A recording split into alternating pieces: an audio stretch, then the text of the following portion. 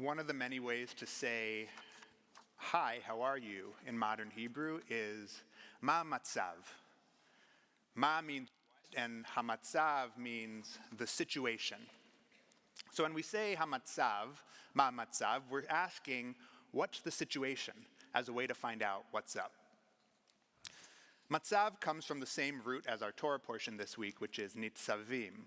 The root natzav means to stand or to be in place. For context, the text of our parsha opens, Atem nitzavim hayom. You stand this day, all of you, before Adonai, our God, to enter into the covenant. So matzav, situation, is really about standing. Ma matzav could mean, where do you stand?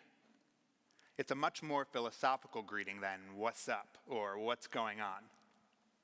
This reminds me of a bumper sticker I once saw on the back of a car. It said, how am I driving?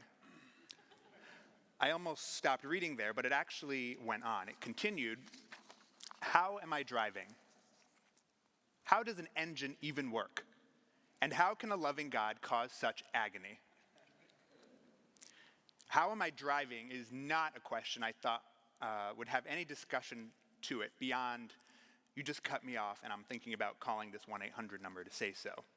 This ordinary bumper sticker, how am I driving, became a deep philosophical inquiry.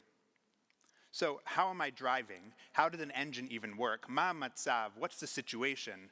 Where do you stand, really?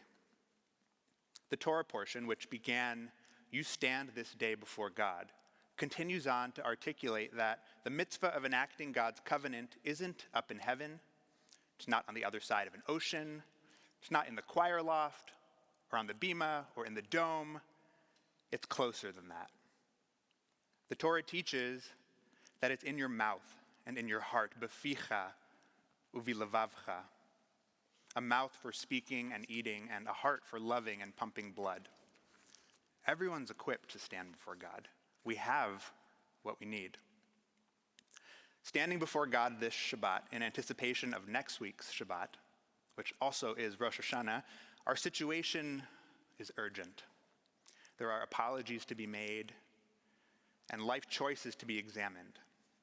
Judaism gives us a slew of procedures and techniques to navigate all of this, but who can honestly say that they're ready to undergo divine judgment?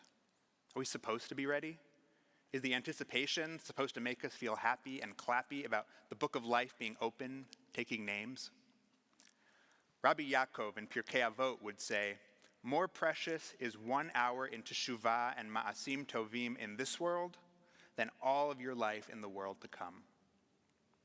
In other words, working at this notion of teshuvah, of repentance, but really the return to your soul, doing this for even an hour will make your life better than the entirety of your life in the world to come.